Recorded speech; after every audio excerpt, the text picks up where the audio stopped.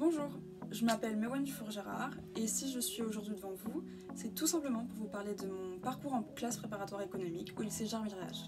En effet, j'y ai passé 3 ans de ma vie et aujourd'hui je suis en école de commerce, plus précisément à Schema Business School sur le campus de Lille.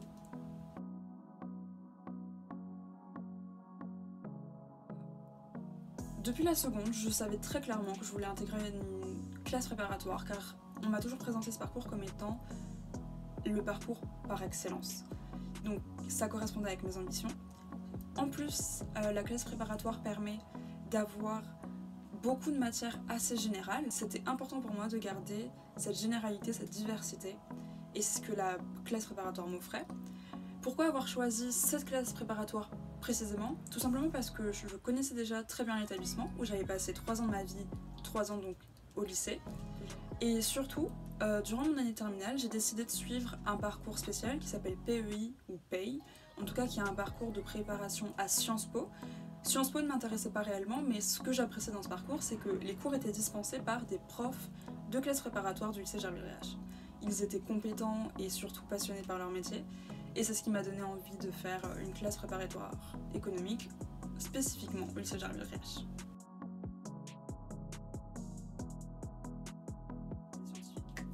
Moi j'ai donc QB, c'est-à-dire que j'ai fait une 3e année et j'ai donc passé le concours 2 fois. Pourquoi avoir QB? La réponse est très simple. C'est simplement que la première fois que j'ai passé le concours, les résultats ne me satisfaisaient pas. Et mon année de cube s'est donc concentrée sur 2 objectifs précis, ESSEC, donc une des meilleures écoles de commerce de France, ou Schema. C'était mes objectifs et c'est ce qui m'a motivée énormément durant cette 3e année. Pour moi, la cube m'a apporté déjà l'école que je voulais. Donc Schema, c'est celle que j'ai aujourd'hui et c'est celle pour laquelle je me suis battue durant cette année de cube. Et surtout, elle m'a apporté un épanouissement intellectuel très important car j'ai eu l'occasion de découvrir bien plus profondément les matières qui nous étaient présentées.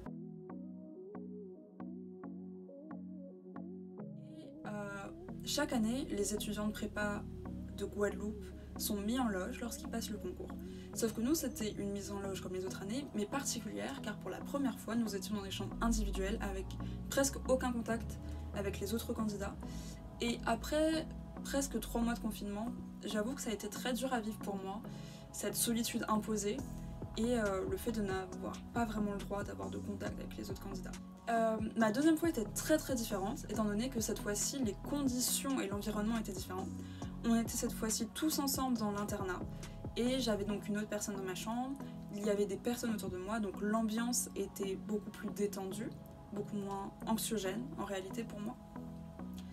Et surtout, ce qui m'a beaucoup aidée lors de ma 2e fois, c'est que j'avais un soutien énorme de la part de ma classe. Je me rappelle de certains moments très forts où très peu d'élèves de ma classe allaient passer des épreuves, comme des épreuves assez spécifiques, par exemple les maths HEC ou les maths ESSEC, il y avait peu d'élèves qui les passaient.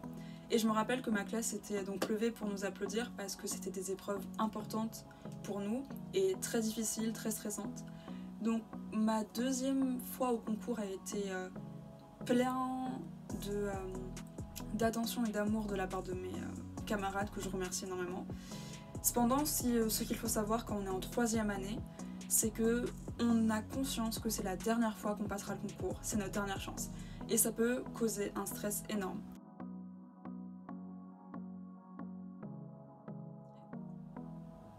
Les Épiciers, c'est une association qui existe depuis le commencement de la prépa économique au lycée Gerville-Réache, qui a un but très simple, promouvoir l'égalité des chances entre les différents étudiants de classe préparatoire en France.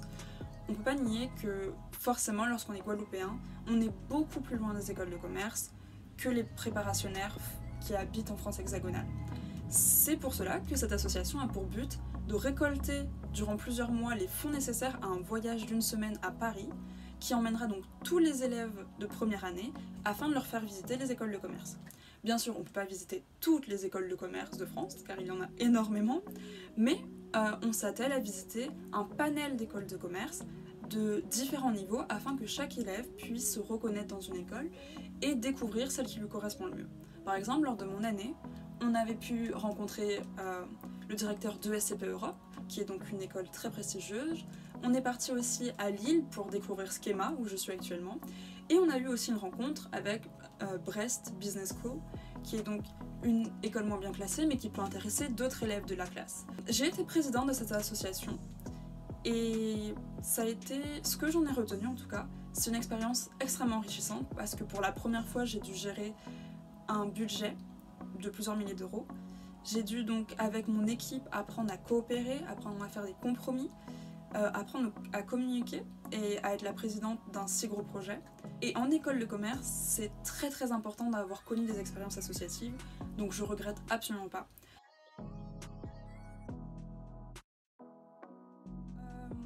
Ce que j'ai beaucoup aimé en prépa, voire ce que j'ai adoré, c'est la stimulation intellectuelle constante. Depuis que je suis toute petite, on me dit que je suis très curieuse, et cette curiosité était totalement satisfaite avec la prépa.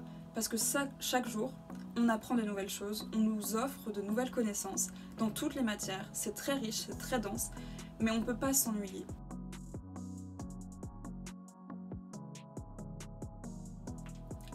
Je pense pas qu'il y a quelque chose en particulier que j'ai pas aimé en prépa. La seule chose que je pourrais être amenée à regretter, c'est justement ce dont je parlais précédemment, la densité de la connaissance qu'on doit avaler en très peu de temps. En réalité, les années de prépa passent très vite et tout ce qu'on doit maîtriser est énorme. Le but, c'est de donner son maximum. Et c'est peut-être la seule chose que je trouve un peu dommage, c'est que il y a une disproportion entre tout ce qu'on devrait maîtriser et le temps imparti.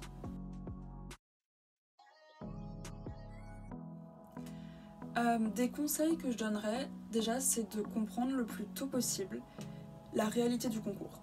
On peut avoir l'impression que c'est facile quand on est en première année, alors que non, ça l'est pas. Il faut savoir dès le départ que c'est très dur, que le concours est injuste, mais qu'il faut en avoir conscience le plus tôt possible. Tout simplement pour arriver déjà au deuxième point, c'est-à-dire l'organisation. Il faut savoir s'organiser dès le départ, il faut savoir gérer son temps, et surtout accorder à chaque matière son importance. L'erreur à ne pas commettre, c'est négliger une matière parce qu'elle est soi-disant moins importante, parce que le prof ne nous plaît pas, parce qu'on n'a pas d'affinité avec cette matière. Ça serait une erreur catastrophique. Chaque matière est importante. Je pense que le progrès réside dans l'erreur. Qu'est-ce que ça signifie? Simplement, lorsqu'on vous donne un DS et que vous avez une mauvaise note, une très très mauvaise note parfois, le but c'est pas de ranger le DS parce qu'on est énervé, parce qu'on est triste, parce qu'on a honte, de ranger le DS dans un cahier et ne plus jamais l'ouvrir. C'est une erreur monumentale. Un DS qui regorge donc d'erreurs, c'est une mine d'or pour progresser. Il faut réutiliser tout ce qu'on a fait. Donc l'école, les DS, ce sont des choses à garder et à retravailler pendant les vacances, par exemple pendant les week-ends, les refaire pour comprendre enfin qu'est-ce qu'on a fait de mal et surtout ne pas commettre les mêmes erreurs sans cesse. On n'a pas le temps de refaire les mêmes erreurs.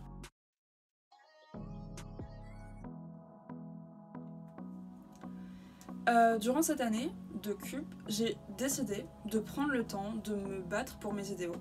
Ça demandait encore plus d'organisation qu'avant, parce que je devais réussir mon année de prépa, réussir mon concours, et j'avais fait le choix d'être éco-déléguée. Par exemple, les projets que j'ai pu mener en étant en 3e année de classe préparatoire et en étant éco-déléguée aussi, ça a été l'installation d'un distributeur de produits hygiéniques, donc des tampons et des serviettes, pour les jeunes filles réglées, afin qu'elles puissent y avoir accès gratuitement dans le lycée. Donc pour moi c'est un projet très très important qui permettait de lutter contre la précarité menstruelle qui est beaucoup trop importante en France. Un autre projet qu'on a pu mener, ça a été le Téléthon par exemple. On a organisé un petit événement, la récréation solidaire, afin de récolter des fonds, et en seulement 15 minutes de récréation, on a récolté plusieurs centaines d'euros qui sont revenus au Téléthon. Donc plusieurs projets peuvent être menés, et tout ça pour vous dire en fait tout simplement que si vous avez des activités extérieures qui vous tiennent à cœur, ça ne doit pas prendre fin parce que vous êtes en prépa. Au contraire, ça vous donne un profil qui se distingue, qui est plus intéressant et qui est authentique. La prépa doit aussi s'accompagner de votre épanouissement personnel. Donc il faut réussir à trouver un équilibre entre les exigences de la classe préparatoire et ce que vous voulez faire personnellement.